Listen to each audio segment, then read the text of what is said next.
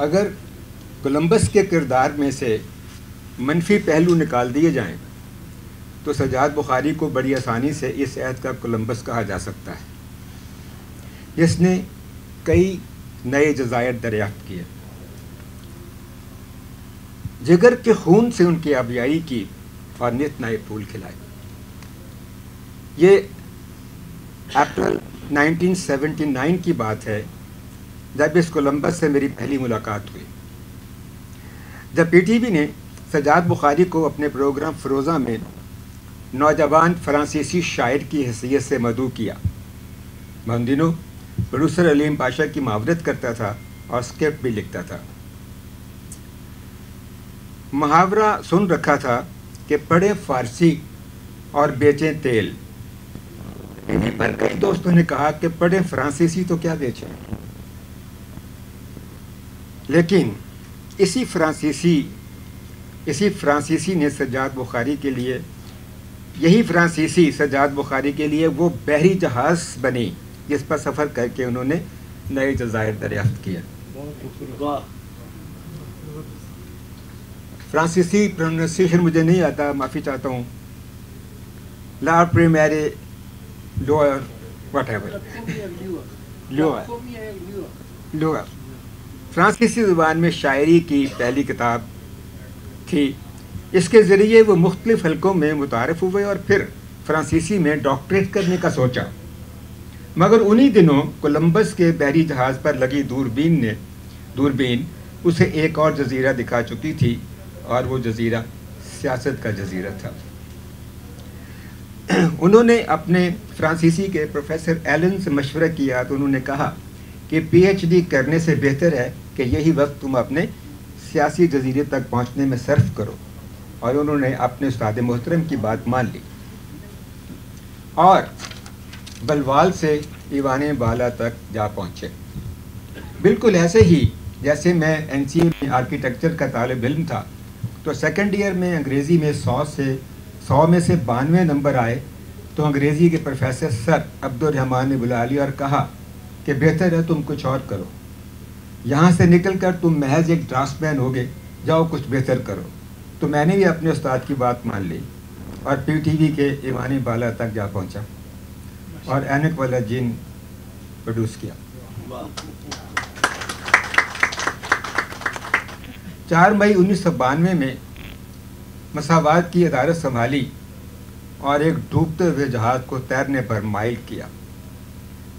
جزیرہ صحافت کی طرف سفر تو عرصہ دراز سے جاری تھا، مگر لنگر اندازی مساوات کے ساحل پر ہوئی۔ انہوں نے مساوات کے مالی حالات درست کرنے کے لیے لندن میں اپنا مکان تک فروخت کر دیا۔ پارٹی کے مخالف گروپ میں جا کر صدر اور عبوری وزیر اعظم ہو گئے، تب بھی سجاد بخاری نے پارٹی سے وفاداری جاری رکھی اور محترمہ بے نظیر بھٹو کو اپنی وفاداری کا یقین دلایا۔ مگر عہد زرداری میں ستمبر 2010 میں زرداری کے کہنے پر مساوات کے جزیرے سے لنگر اٹھا لیے۔ عہد زرداری وہ عہد ہے کہ جس پر فیض احمد فیض کا یہ شعر منطبق ہوتا ہے: نہ سوال وصل نہ عرض غم، نہ حکایتیں نہ شکایتیں، تیرے عہد میں دل ہزار کے سب اختیار چلے۔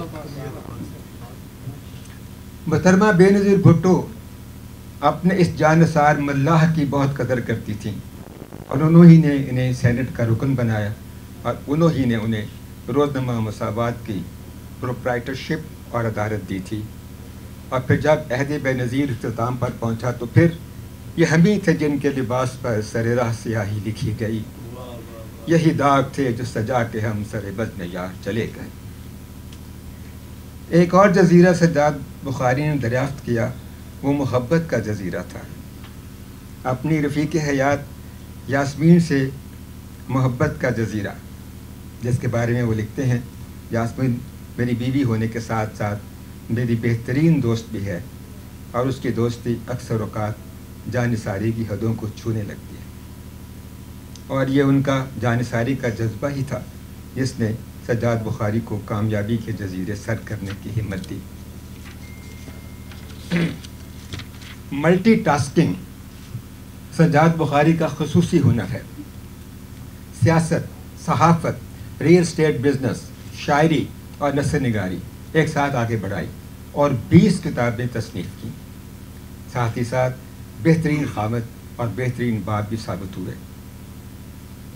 اس کولمبس کا اس وقت کا آخری ادبی جزیرہ خلافت کے آغاز سے خلافت کے اختتام تک ہے، جس میں 13 تو 30 سالہ اسلامی تاریخ صرف 406 صفحات میں سمیٹ دی گئی ہے.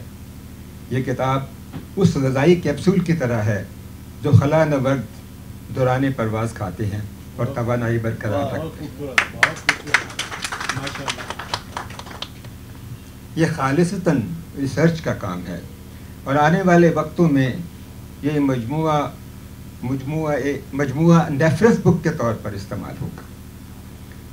سادہ زبان میں معلومات کا خزانہ سجاد بخاری نے اپنے روزمرہ لب و لہجے میں تحریر کیا ہے. اسے سمجھنے کے لیے کسی لغت کی ضرورت نہیں ہوگی. فی الحال وہ اب تک کے ساحل پر لگن انداز ہیں اور وہاں اپنے مکمل صحافیانہ تجربے کے گل بوٹے ریاضت کی سوزن سے کاٹ رہے ہیں. ضیاء اللہ کے ریفرینڈم کے حوالے سے ایک نظم پر کولمبس کی دنیا گردی کا یہ مختصر جائزہ ختم کرتا ہوں. آج کیا ہو گیا؟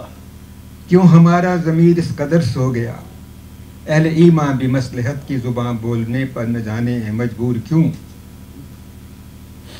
اپنے آبا کی رسموں سے ہیں دور کیوں؟ کیا نہیں جانتے کیسے منصور نے تختۂ دار پر کلمہ حق کہا؟ کیسے سقراط نے حق پرستی کی خاطر زہر پی لیا؟ حق پرستوں کا شداد نمرود کے آگے سر نہ جھکا. کیسے فرعون کو ایک موسیٰ تباہ و فنا کر گیا؟ کون موسیٰ کا تھا ایک خدا کے سوا؟ وہ خدا تو تمہارا بھی ہیں دوستو. ہاں بھروسہ کرو اس کی اعلیٰ و عرفہ قوی ذات پر. اب بھی ہے وقت آگے بڑھو دوستو. جو ہے دل میں اپنی زبان سے کہو دوستو. اپنے فردہ کو تاریکیوں سے بچانے کی خاطر اٹھو. سارے محکوم و مظلوم و مجبور و مقہور لوگوں کے اشک رواں پوچھ لو. ظالموں سے لڑو، حق کی خاطر جیو، حق کی خاطر مرو. آنے والے دنوں کی نئی روشنی کے پیامبر بنو. Thank you.